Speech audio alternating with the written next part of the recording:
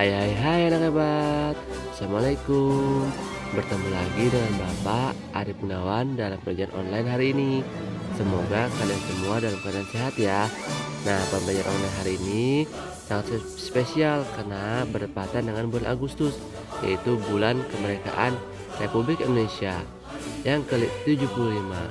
Nah, pada pelajaran hari ini kita akan belajar tentang tema 2, persatuan dan perbedaan, subtema 1, rukun dan perbedaan, pembelajaran 1. Selamat menyaksikan video pembelajaran berikut ini.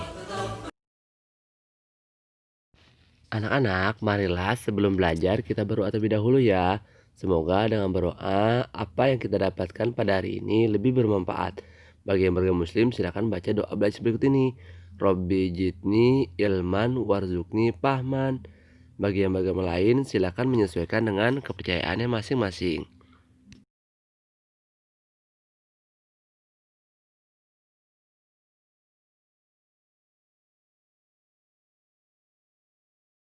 Anak-anak hebat, mari kita mulai pembelajaran hari ini ya. Nah, tahukah kalian, proklamasi kemerdekaan menjadi tonggak sejarah bagi perjuangan bangsa Indonesia. Meskipun terdiri atas suku yang berbeda, rakyat Indonesia bersatu dalam memproklamarkan kemerdekaan negara Indonesia. Setiap tanggal 17 Agustus pula, kita memperingati Hari Kemerdekaan Indonesia dengan cara mengikuti upacara bendera. Nah, sebelumnya, tahukah kalian tentang makna proklamasi kemerdekaan Indonesia? Dan pernahkah kalian mendengarkan teks proklamasi yang asli? Nah, mari kita dengarkan teks proklamasi yang dibacakan oleh Presiden Insinyur Soekarno berikut ini. Proklamasi.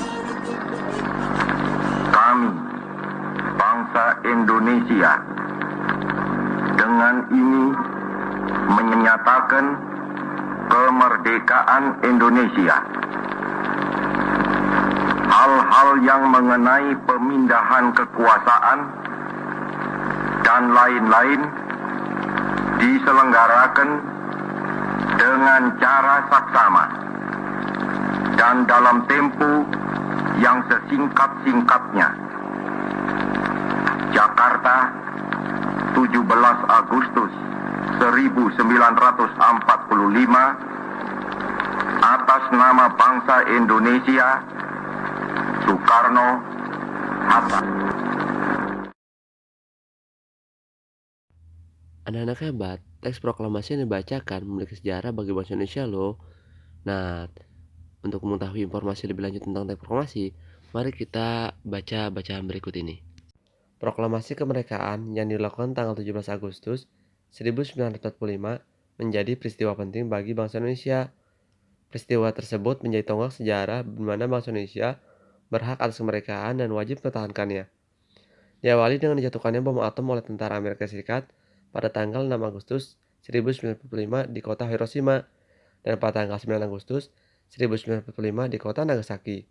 Jepang akhirnya menyerah pada tentara sekutu. Peristiwa ini dijadikan kesempatan bagi bangsa Indonesia untuk segera membebaskan diri dari penjajahan bangsa Jepang. Teks proklamasi ditulis di Rumah Laksamana Tadesi Maeda, Jalan Imam Bonjol nomor 1.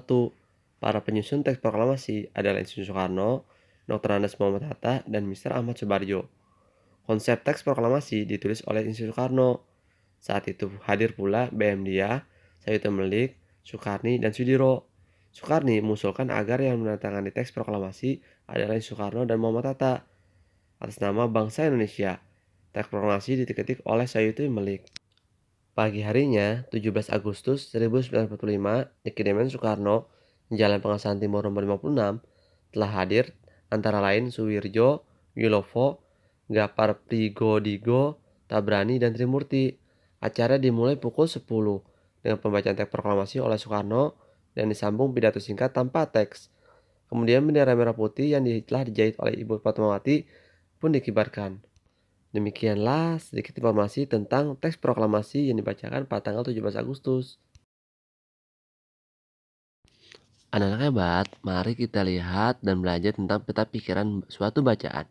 Di mana untuk mencari peta pikiran bacaan, kita bisa menggunakan kata-kata tanya, seperti apa, mengapa, siapa, bagaimana, kapan, dan di mana. Kata tanya apa itu untuk menanyakan benda atau sesuatu, keadaan atau perbuatan, dan segala sesuatu yang berkaitan dengan isi atau pokok bahasan. Sedangkan kata tanya siapa untuk menanyakan orang atau pihak yang terlibat. Kata tanya kapan digunakan untuk menanyakan waktu terjadinya suatu peristiwa atau kejadian. Sedangkan kata tanya mengapa menanyakan sebab atau alasan suatu peristiwa terjadi. Sedangkan bagaimana untuk menanyakan keadaan atau kejelasan tentang suatu hal, cara atau proses pengerjaan sesuatu. Sedangkan kata tanya di mana digunakan untuk menanyakan tempat berlangsungnya suatu peristiwa, lokasi yang akan tuju, tempat yang sedang digunakan atau telah didatangi. Marilah kita cari peta pikiran dari bacaan yang telah dibacakan. Dari kata apa kita bisa mencari apa makna dari proklamasi kemerdekaan. Yang kedua, mengapa proklamasi kemerdekaan menjadi peristiwa sangat penting. 3. Siapa yang membacakan teks proklamasi? Keempat, bagaimana proses pembacaan proklamasi kemerdekaan? 5. Kapan proklamasi kemerdekaan dibacakan? Yang terakhir, di manakah teks proklamasi dibacakan? Nah, anak-anak hebat, dari pertanyaan yang telah disampaikan, kita bisa mencari jawaban untuk mengklasifikasikan dalam peta pikiran.